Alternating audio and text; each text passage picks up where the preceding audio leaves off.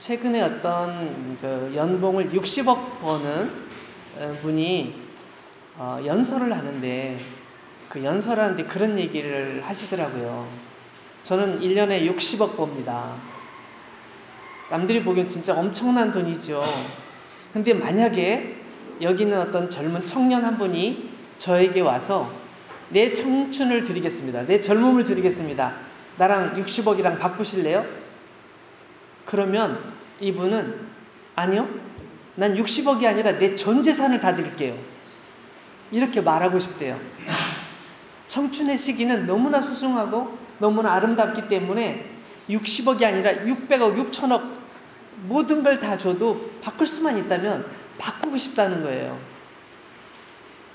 1년에 60억을 벌면 정말 엄청나게 버는 사람인데도 불구하고 그것이 중요한 게 아니라 나는 그런 젊음, 나는 그 시기 이미 지났으니까 다시 얻을 수 있다면 난 너무 좋겠다. 이렇게 얘기를 하시는 걸 들으면서 정말 많이 공감을 했습니다. 뭐든지 할 수 있을 것 같고 또 하면 될 것 같고 조금만 노력하면 조금만 더 힘을 쓰면 될 것 같은 그런 시기가 청년의 시기잖아요. 청년의 열정과 열망을 가지고 그럼 우리는 뭘 할 거냐? 어떻게 세상을 살아가야 할 건가? 오늘 9절 말씀 보니까 굉장히 재미있는 표현이에요. 약간 역설적인 표현 같기도 하죠. 청년이여 내 어린 때를 즐거워하며 내 청년의 날들을 마음에 기뻐하여 마음에 원하는 길들과 내 눈이 보는 대로 행하라. 여기까지를 다른 성경 번역으로 한번 제가 다시 찾아봤어요. 그랬더니 더 적나라하게 좀 더 쉽게 마음에 와닿게 써 있어요. 한번 들어보세요. 젊은이들아 청춘을 즐겨라. 내 청춘이 가기 전에 하고 싶은 일을 하며 즐겨라. 가고 싶은 데 다 가보고 보고 싶은 것 다 보고 이렇게 써 있어요. 근데 그 뒤에 말씀이 조금 약간 마음에 걸리잖아요. 그러나 하나님이 이 모든 일로 말미암아 너를 심판하실 줄 알라. 하나님께서 감시하고 계신 거예요. 한번 해봐. 두고 보자. 너 두고 봐. 너 가만 안 있을 거야. 내가 똑바로 안 해? 응, 그래 맘대로 살아. 내가 나중에 혼낼 거야. 약간 이런 느낌이 들잖아요.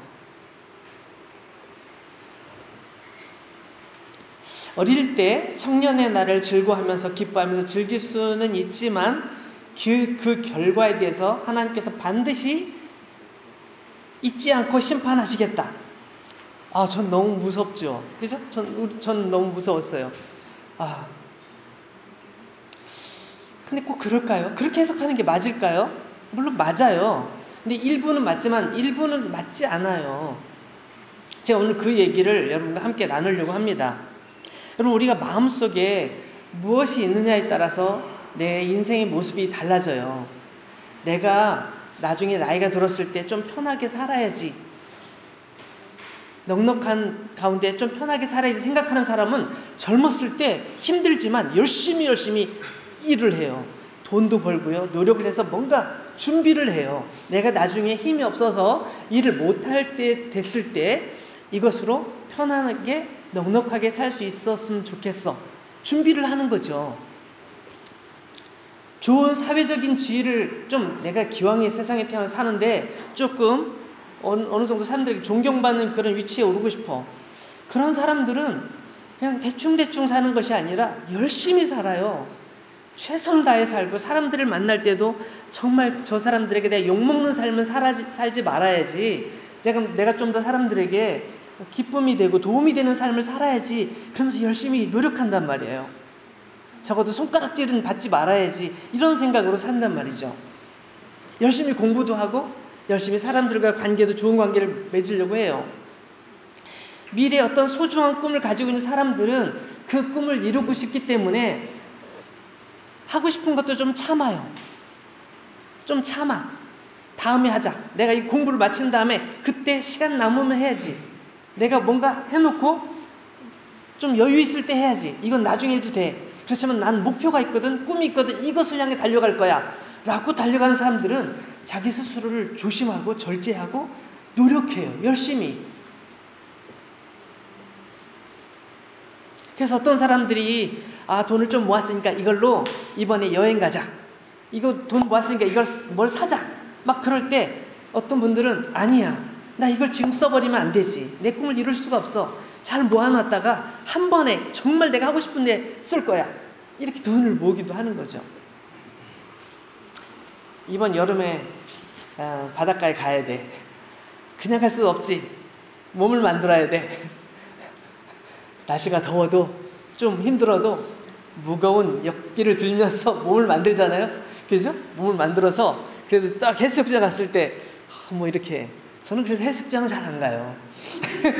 저는 지금 몽플레 여기 저희 집에서 한 15분이면 지중해 바다가 나오는데 제가 지중해 바다에 들어서 수영한 적이 아직도 한 번 없어요.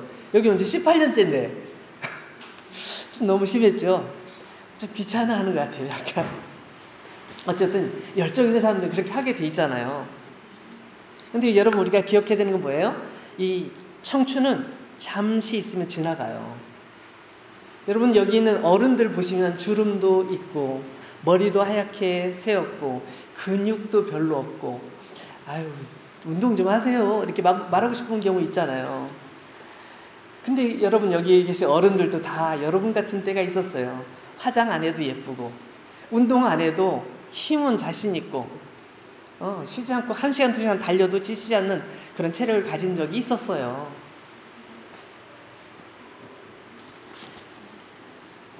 여러분은 어떤 마음으로 어떤 열정을 가지고 살아가고 있습니까? 특히 청년 여러분 어떤 꿈이 있습니까? 여러분은 어떤 열정, 어떤 열망으로 여러분의 지금 청년의 시기를 보내고 있는지 한번 생각해 보시기 바랍니다. 청년의 때는 지나가요. 다 지나갑니다.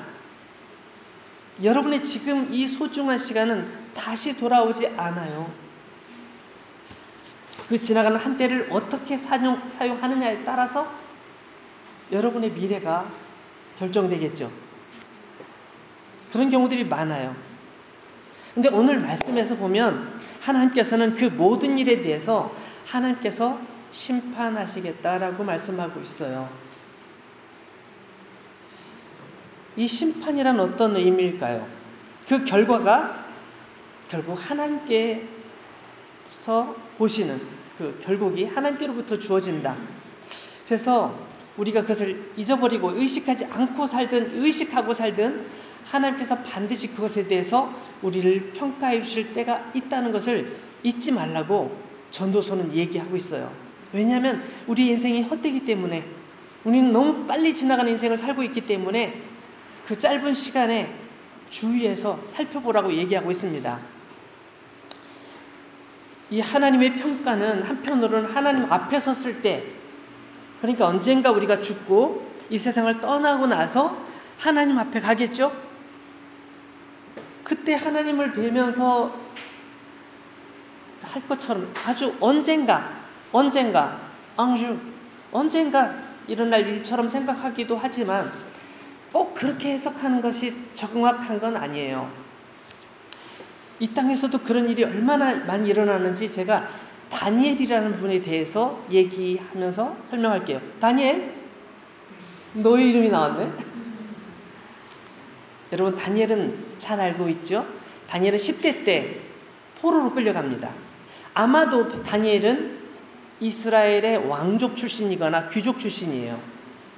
근데 10 몇 살 정도에 나라가 완전 망했어요. 본인은 원하지 않았지만 나라가 완전 망했고 많은 사람들이 바벨론으로 끌려갔어요. 포로로. 다니엘도 끌려갔어요. 나라를 잃은 슬픔에 이제 포로로 끌려간 거예요. 너무나 비참하잖아요. 그러니까 어린 시절에 그런 시기를 겪었으니까 굉장히 혼란스러웠겠죠. 그런데 그 바벨론이라는 나라는 좀 특별한 나라였어요. 세계를 제패할 만한 그런 큰 포용력이 있었던 나라 같아요. 그래서 황제가 명령을 내렸습니다. 이스라엘에서 잡아온 포로들 중에 똑똑한 사람, 왕실이나 귀족 가문에서 교육을 잘 받았고 똑똑하고 뭔가 재치 있는 사람을 뽑아서 그들을 우리 왕궁에서 교육을 시켜서 우리 신하로 쓰도록 하자. 우리나라에서 일하도록 하자. 이런 혜택을 준 거예요. 거기에 다니엘도 뽑혔어요. 다니엘의 친한 친구들도 같이 뽑혔죠. 그래서 이제 왕궁에서 맛있는 음식을 먹으면서 거기서 공부도 하고 거의 왕실에서 정말 대접을 받으면서 지내게 된 거예요. 그런데 여러분, 그게 쉽지 않은 게 거기에 선발된 사람들이 그냥 되는 것이 아니라 엄중한 어떤 규칙, 규정들을 가르치면서 그걸 따르지 못하면 떨어져 나가는 거예요. 떨어져 나가는 거야. 그래서 거기서 지키는 아주 세밀한, 세세한, 어려운 규칙들을 잘 지켜야 되는데 그 규칙 중에 하나가 그거죠. 여러분들은 왕이 주는 음식을, 우리 황제 폐하께서 주시는 음식을 반드시 먹어야 됩니다. 고기도 왕이 주시는 건 먹어야 되고 포도주도 왕이 주는 포도주를 마셔야 됩니다. 규칙 중에 하나예요. 난 먹기 싫은데 어명입니다. 먹기 싫어요? 나가. 끝. 포로로 갔으니까 할 말이 없잖아요. 그런 상황인 거죠. 그런 상황인 거예요. 그 당시에 왕의 신하는 지금으로 따지면 비서실장 정도 될 것 같아요. 대통령 비서실장. 그래서 사람들에게 얘기합니다. 여러분, 규칙을 반드시 지켜야 됩니다. 이 규칙을 지키지 않으면 안 됩니다. 실격할 수 있습니다. 이렇게 얘기한 거죠. 그래서 인재를 발굴해서 딱 하는데 그때 교육기관에 이 까다로운 왕의 규정들을 어기면 탈락하기 때문에 모두 긴장하고 지키고 있을 때 다니엘과 그의 친구들이 생각을 한 거예요. 우리가 이걸 꼭 먹어야 돼? 이 음식들은, 황제가 주는 이 음식들은 신전에서 제사를 하고 나온 음식들인데 우리가 그걸 먹어야 돼? 난 하나님 믿는 사람이야. 내가 이스라엘에 있을 때도 하나님 믿었고 지금 여기 포로로 끌려왔지만 난 역시 하나님을 믿는 사람이야. 내가 왜 그걸 먹어야 되지? 아마도 세 사람 모여서 같이 기도했을 것 같아요. 같이 고민하면서 서로 회의했을 것 같아요. 서로 토론하면서 먹어야 돼 말아야 돼. 모른 척하고 먹어야 돼 말아야 돼. 안 돼. 절대 먹을 수 없어. 내가 왜 먹어? 난 못 먹어. 넌 먹을 거니? 나도 못 먹겠어. 회의를 한 거죠. 그래서 결론을 내립니다. 우리는 하나님만 예배할 거야. 절대로 그런 음식 먹지 않아. 우리는 그런 포도주 먹지 않아. 그 음식이 최고의 음식이고 맛있는 음식이고 영양분이 많은 음식이지만 안 먹어. 그래가지고 비서실장님을 찾아갑니다. 비서실장님, 면담하겠습니다. 우리는 이 음식 절대 먹지 않겠습니다. 뭐라고? 너 실격 처리해도 괜찮아? 네, 상관없습니다. 저희는 못 먹겠습니다. 약간 그런 거죠. 근데 이 다니엘과 그 친구들이 굉장히 똑똑했나 봐요. 이 친구들을 보내면 좀 안 돼. 이 친구들을 좀 잡아놔야 되는데 방법이 없을까? 그럼 어떻게 하고 싶은데? 네, 저희들에게 채소를 먹게 해주십시오. 우리는 늘 먹는 음식이 이렇게 채소, 야채, 과일 이런 것들인데 이거 먹고 테스트를 해보시고 만약에 우리가 몸이 삐쩍 마른다든지 몸 상태가 안 좋으면 그때는 우리가 먹을 수도 있습니다. 그러나 지금은 먹고 싶지 않습니다. 딜을 하는 거죠. 근데 그때 그 비서실장이 오케이, 한번 테스트 해보자. 만약에 너희들 그냥 야채 과일만 먹고 별로 효과 없으면 너희들 실격. 이런 식인 거죠. 다니엘과 그의 친구들은 이 상황 속에서 우리가 무엇을 먹을 것인지, 어떻게 살아갈 것인지, 우리의 신앙을 어떻게 지킬 것인지 그게 제일 중요했어요. 그 머릿속에 우리가 여기서 조금만 노력하면 출세할 수 있어. 이 바벨론에서 정말 굉장히 성공한 그런 그 공무원이 될 수 있어. 이런 거 말할 수 있지만 그들의 눈에는 그게 보이지 않는 거예요. 나는 하나님의 사람이거든. 내가 하나님 뜻대로 살고 싶어. 이게 그들의 마음속에 더 확 사로잡혀 있었던 거죠. 그러니까 그런 약간 무리한 행동을 한 거예요. 어쩌면 고난이 찾아올 수 있고 더 힘든 일이 발생할지도 모르지만 다 알아요. 모르는 게 아니에요. 알지만 그럼에도 불구하고 나는 이걸 감수할 수밖에 없어 라고 결정을 하는 거죠. 이 과정은 잘 안 나와 있지만 어쨌든 이 세 사람은 네 명이죠. 네 명은 굉장히 기도하면서 이걸 결정했을 거라고 저는 생각합니다. 다니엘서 찾아볼까요? 다니엘서는 우리가 읽었던 전도서 뒤쪽으로 쭉 넘어가는데요. 다니엘서를 찾아보시면 거기에 나와 있어요. 제가 가지고 있는 성경으로 1559쪽.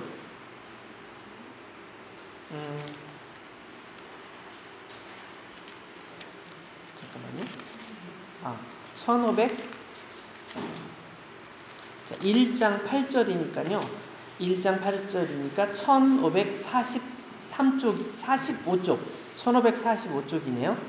1장 8절 말씀은 이렇게 나와 있어요. 다니엘은 뜻을 정하여 왕의 음식과 그가 마시는 포도주로 자기를 더럽히지 아니하리라 하고 자기를 더럽히지 아니하도록 환관장에게 구하니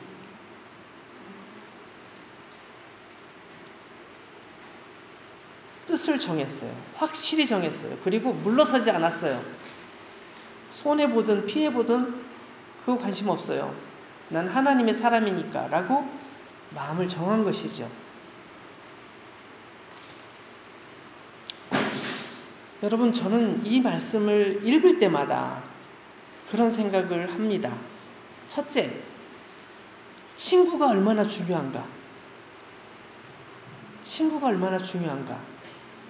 둘째, 신앙을 위해서 내 눈앞에 보이는 이익을 포기할 수 있는 그러한 다짐이 있을 때 그 사람은 실패가 아니라 성공하는 삶을 살더라 이거예요.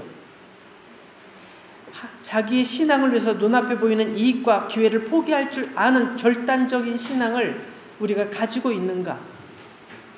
여러분, 내가 그런 마음을 먹고 있는데 옆에 있는 친구가 야, 바보야, 이게 절호의 찬스야, 너 이 기회를 놓치면 너 평생에 오지 않을 기회야, 왜 그래, 정신 좀 차려라고 누가 옆에 친구가 말했다면 그는 엄청 흔들렸을지도 몰라요. 근데 여기 친구들은 모두 다 똑같은 좋은 친구들이었어요. 그 마음이 흔들리지 않도록 서로를 붙들어주고 서로를 위해 기도해주고 서로를 격려해주는 그런 관계였죠. 여러분, 그래서 좋은 친구를 만나는 게 너무 중요해요. 제가 이 얘기를 왜 할까요? 우리 교회에 있는 우리 여러분, 청년부 여러분들을 볼 때마다 전 그 생각이 들어요. 좋은 친구 만나는 게 복이다. 우리 교회 중고등부도 마찬가지지만 우리 청년부들이 친구는 정말 잘 사귀는 것 같아요. 좋은 친구를 만나고 싶으면 좋은 친구가 되라고 그러잖아요. 자기가 좋은 친구가 되면 좋은 친구를 만날 수 있대요. 근데 제가 볼 때 우리 교회 청년들은 모두 좋은 친구들이에요. 모두 좋은 친구들, 서로를 격려하고 서로를 위해 기도하고 힘든 일 있으면 막 도와주고 같이 시간 내서 같이 가가지고 은행 가서 계좌 트는 거 도와주고 휴대폰 여는 거 도와주고 막 도와주는 걸 보면서 와, 정말 멋지다. 사람은 저래야 돼. 제가 속으로 그렇게 생각을 자주 합니다. 좋은 신앙의 친구들을 가지고 함께 기도하는 모습을 볼 때마다 저는 여러분을 존경하고 사랑합니다. 여러분, 그 결과가 어떻게 됐을까요? 당연히 다니엘과 그의 친구들 모두 고위관직에 딱 들어갑니다. 공무원이 됩니다. 엄청난 실력들을 발휘하기 시작하죠. 그 얘기를 제가 다 설명할 수 없기 때문에 다니엘서를 읽어볼 것을 권합니다. 다니엘서를 읽어보면 거기에 그들이 어떤 일을 했는지 나와요. 엄청나게 성공하고, 특히 다니엘은 엄청나게 성공하죠.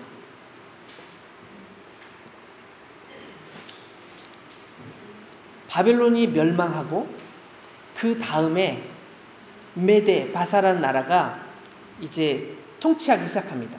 그때 다리오라는 왕이 이 메데 왕인데 이때 그가 또 등용이 됩니다.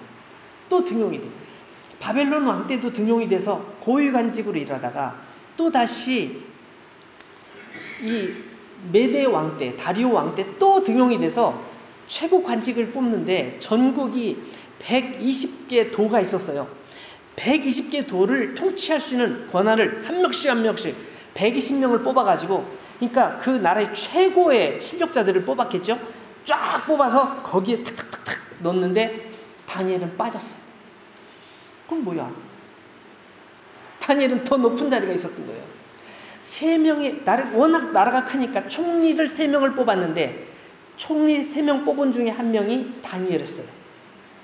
근데 총리 3명 중에 가장 똑똑한 사람이 다니엘이었기 때문에 다니엘을 최고 대표로 세우면서 나머지 2명과 120명의 지방을 다스리는 그 사람들을 전체를 관할하도록 바로 황제 바로 다음에 위치에 다니엘을 놓게 됩니다. 어마어마한 거죠. 다니엘이 얼마나 똑똑한지, 얼마나 지혜로운지 그를 능가할 사람이 없는 거예요. 그러니까 다니엘을 그 자리에 놓을 수밖에 없는 거죠. 왕으로서는 나라를 잘 다스려야 자기 안전이 보호가 되잖아요. 자기 명예가 유지되잖아요. 그러니까 다니엘을 그 자리에 놓은 거죠. 다니엘은 어떻게 그런 능력을 얻을 수 있었을까요? 다니엘은 어떻게 그런 인정을 받을 수 있었을까요? 너무 신기하지 않습니까? 다니엘은 포로로 끌려갔어요. 그 나라 사람도 아니고 이스라엘에서 간 식민지 국민이란 말이에요. 근데 어떻게 황제 바로 다음 위치를 차지할 수 있었을까요? 다니엘서에 다 나와 있어요. 제가 그걸 어떻게 지금 다 설명하겠습니까? 한번 읽어보세요. 중요한 건 뭐냐면 제가 좀 전에 말씀드린 것처럼 다니엘은 결심한 거예요. 하나님 앞에 뜻을 정한 거예요. 나는 하나님의 뜻에 합당하게 살 것이다. 세상에 많은 법이 있지만 난 그 법보다도 더 먼저 하나님의 법을 지킬 것이다 라는 뜻이 있었어요. 어떤 상황이든지 흔들리지 않았어요. 그리고 항상 하나님께 기도했어요. 그래서 그런 자리까지 오르게 된 거죠. 자, 얼마나 놀랐습니까? 그러면 인생 성공한 거잖아요. 그럼 모든 고통은 끝나고 고난은 끝나고 행복만 찾아왔을까요? 아니에요. 거기서 끝이 아니었어요. 나머지 2명의 총리가 기분이 나쁜 거예요. 아니, 식민지에서 끌려온 포로 주제에 우리 위에 있어? 우리를 다스려? 우리한테 일을 지시해? 난 그렇게 못하지. 저 사람도 뭔가 잘못이 있을 거야. 뭔가 허물이 있을 거야. 뭐가 죄가 있을 거야. 숨겨진 죄가 있을지도 몰라. 그래서 사람들을 풀어가지고 뒷조사를 하는 거예요. 요즘 여러분 선거를 할 때 보면 서로 경쟁자끼리 다투잖아요. 제가 이런 정책을 가지고 있습니다. 저는 이렇게 잘할 겁니다. 하는데 상대방도 막 그렇게 얘기하잖아요. 그럼 어떻게 합니까? 저 사람 뭐 잘못한 거 없을까? 저 사람 무슨 실수한 거 없을까? 무슨 범죄한 거 뭐 없을까? 뒷조사를 해가지고 막 광고를 합니다. 그래가지고 상대방을 막 무너뜨려 버려요. 저분은 저렇게 나쁜 사람이니까 안 되겠죠? 제가 하겠습니다. 이렇게 나오는 게 정치잖아요. 요즘 정치에 그런 일이 너무 흔하게 많이 나오는데 그런 일이 옛날에도 있었던 거죠. 다니엘의 뒷조사를 했어요.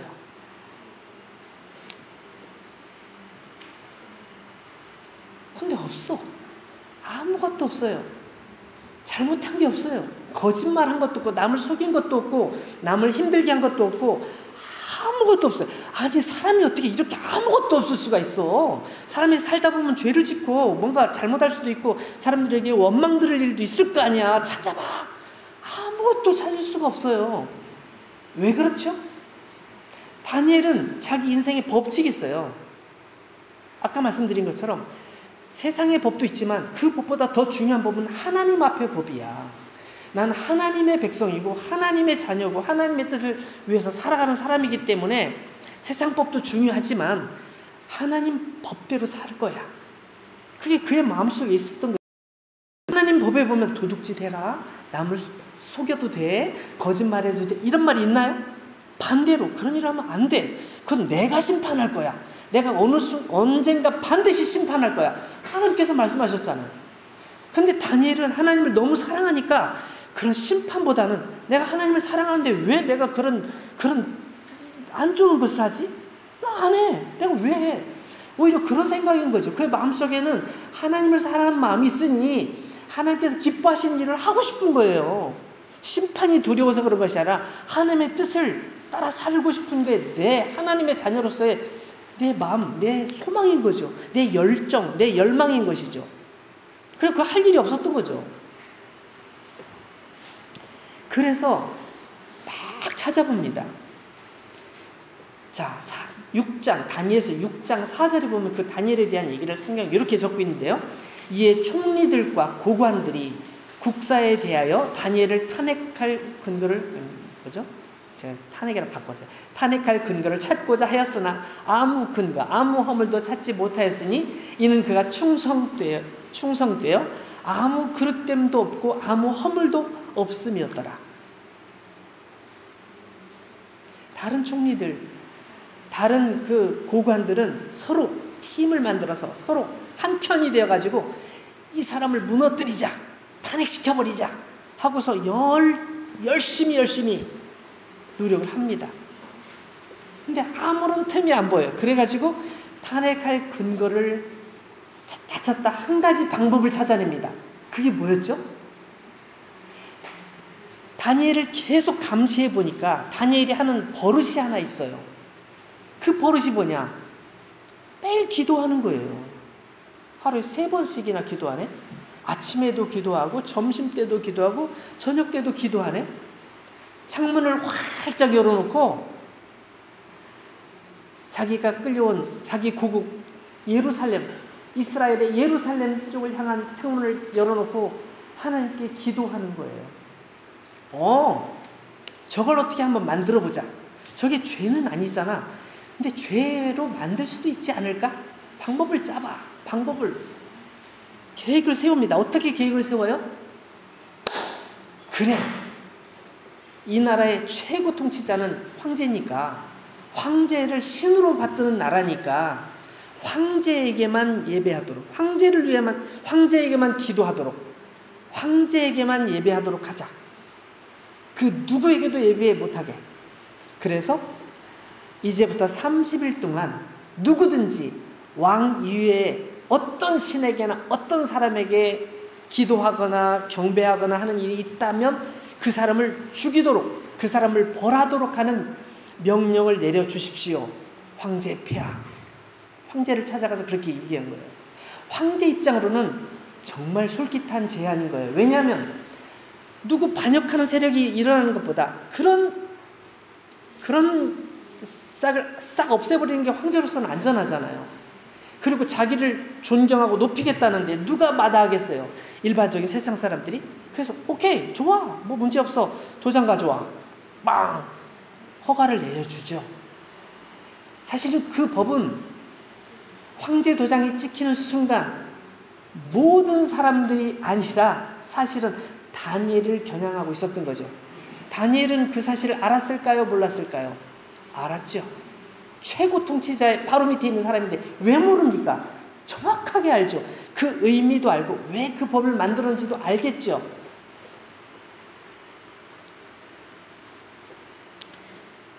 다니엘을 반대하는 사람들은 이러한 범죄를 저지른 사람을 사자밥이 되도록 하는 법을 만들어서 전국에 120개 도에 지방에 다 담화문을 붙이고 포고 다 선포를 합니다. 이 땅에 어떤 누구도 감히 황제를 반역할 수는 없습니다. 그에게 경배하지 않고 다른 신에게 경배하거나 다른 존재에게 경배하는 사람은, 이 30일 동안 기간 동안 그런 사람은 반드시 사자밥이 될 겁니다 라고 보낸 거죠. 다니엘은 개의치 않았어요. 다니엘은 그 얘기를 듣고 왕궁에서 그 보고를 다 듣고 다 알고 있으면서 집으로 돌아가 창문을 엽니다. 예루살렘, 하나님의 성전이 있었던 그곳, 내가 늘 사모하는 그곳, 내가 늘 사모하는 하나님을 향하여 창문을 활짝 열고 손을 들고 기도합니다.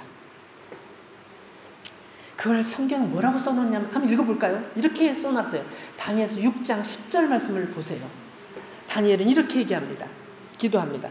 다니엘이 이 조서에 왕의 도장이 찍힌 것을 알고도 자기 집에 돌아가서는 윗방에 올라가 예루살렘으로 향한 창문을 열고 전에 하던 대로 하루 3번씩 무릎을 꿇고 기도하며 그의 하나님께 뭐 했더라?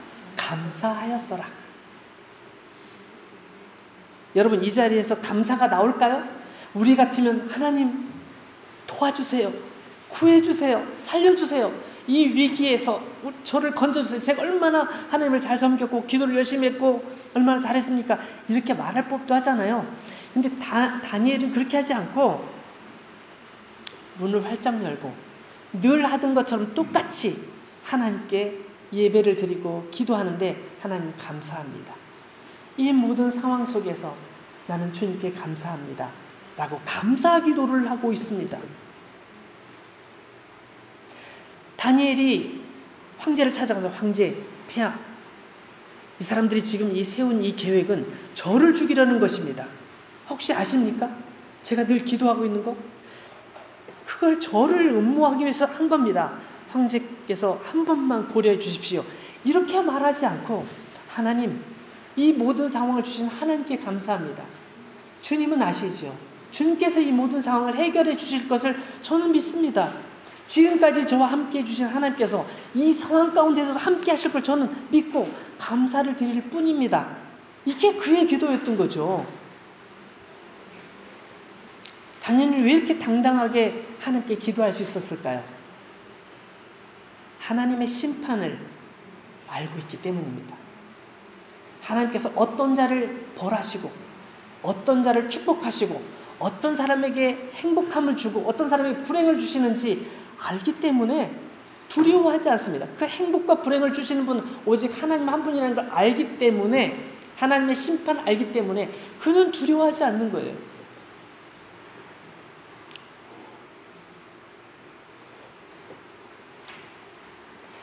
만약에 우리가 그런 상황이라면 우리들 중에 누군가는 창문을 꽉 닫고 기도를 하지만 창문을 꽉 닫고 커튼 치고 불 끄고 기도할 수도 있어요. 그렇죠? 선교지에서 그런 일들이 너무너무 많아요. 사실 많아요. 힘든 일 많아요. 아니면 기도할 때 조용히 기도하든지 하루에 3번 했지만 시간을 바꿔서 그 시간 아닌 다른 시간에 사람들 오기 전에 딱 기도하고 딱 끝낼 수도 있겠죠. 다니엘은 무슨 배짱이 있는지 막 이렇게 하고 있단 말이에요. 이 기도는 특징을 생각하면 첫째, 자신의 생명을 내어놓고 하는 기도였어요. 그죠? 내가 죽어도 살아도 주님의 뜻입니다. 나는 그거 괜찮습니다. 주님의 영광을 위해 살고 싶습니다. 라고 기도하는 것이죠. 두 번째는 하나님을 향하여 기도하는 것입니다. 사람들을 바라보지 않고 하나님을 바라보고 기도하는 것입니다. 사람들이 있기 때문에 창피해서 기도도 못하고 막 음식 먹는 경우 있잖아요. 그냥 눈 뜨고 기도하고 왔대. 하나님 아버지 감사합니다. 잘 먹겠습니다. 이렇게 기도한 경우 당연히 그렇지도 않았습니다. 그리고 늘 규칙적으로 늘 하나님 앞에 나가는 습관을 가지고 있었습니다. 시간 날 때 기도할 기회가 아니라 시간을 내어서 만들어서 반드시 이 시간만큼은 하나님께 기도하는 시간이야. 딱 정해놓고 그 시간은 예외가 없이 기도하려고 했던 사람이죠. 여러분, 우리가 예수님에 대한 성경을 쭉 읽다 보면 마태, 마가, 누가, 요한 쭉 보다 보면 예수님께서 겟세마네 동산에서 기도한 얘기도 나오고, 또 예수님께서 밤늦게 모든 일을 마치신 다음에 산 꼭대기로 올라가서 산으로 올라가서 거기서 습관으로 기도하셨다는 말씀이 나와요. 습관으로 늘 기도하셨어요. 예수님도 그러셨어요. 예수님께서 그러실 정도라면 우리는 어때요?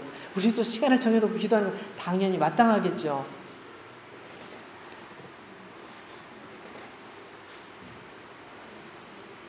감사하며 드리는 기도였어요. 모든 상황 속에서 감사하는 기도. 사랑하는 여러분, 오늘 특히 청년 여러분, 지금 다니엘의 이 시기는 청년의 시기입니다. 물론 그 뒤에 장년이 돼서 나이가 들었을 때도 포함된 얘기를 제가 말씀드렸지만 청년의 때 뜻을 정하고 확실히 뜻을 정하고 이런 결단을 했습니다. 제가 어떤 청년 한 분이 저에게 그런 얘기를 한 적이 있어요. 물어보지도 않았어요, 제가. 근데 저한테 얘기를 하더라고요. 우리 교회 청년이에요. 목사님, 저는요 정말 주일은 반드시 지키려고 노력하고 있습니다. 지금 무슨 일이 있어도 제가 무슨 일이 있어도 주일만큼은 반드시 교회 와서 예배를 드리고 하나님께 예배를 드리려고 결심했습니다. 라고 말씀하시더라고요. 그래서 저는 너무 감사했어요. 아, 우리 교회 청년 중에도 이런 다니엘과 같은 분이 있구나. 아, 맞아. 정말 너무 감사하더라고요. 여러분, 하나님께서 이 모든 문제를 심판하셨어요. 어떻게 심판하셨습니까? 다니엘이 사자굴 속에 들어갔지만 죽지 않았어요. 하나님께서 그 사자 입을 막으셨죠. 누가 그 사자굴에 들어갑니까? 누가 영광로 속에 누가 들어갑니까? 누가 그 심판을 당합니까? 다니엘을 고발했던 사람들이 그 자리를 대신하게 되죠. 그게 하나님의 심판인 거예요. 다니엘이 두려워하지 않았던 것은 하나님께서 심판하신다는 것이 나에게 벌을 주실 거야가 아니라 나는 부족하지만 나를 도우신 하나님께서 내 모든 삶을 기억하실 거기 때문에 난 두려워하지 않는다. 난 나의 길을 갈 것이다. 난 믿음을 잃지 않을 것이다. 라고 그는 그렇게 결심하고 그 열정으로, 그 열망으로 인생을 살았던 것입니다. 사랑하는 여러분, 우리 인생에 대해 결정해야 됩니다.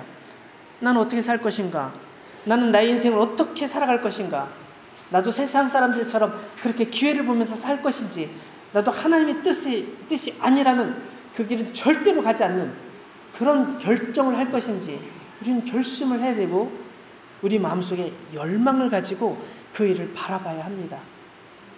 하나님께서 오늘 저와 여러분들 모두에게 주시는 도전입니다. 다니엘 한 사람을 제가 예로 들었지만 성경에는 수많은 사람들이 그런 모습으로 살았던 것을 우리는 볼 수 있습니다. 저와 여러분들이 이러한 하나님을 향한 열망, 열정을 가지고 살아가는 우리 모두가 되었으면 좋겠습니다.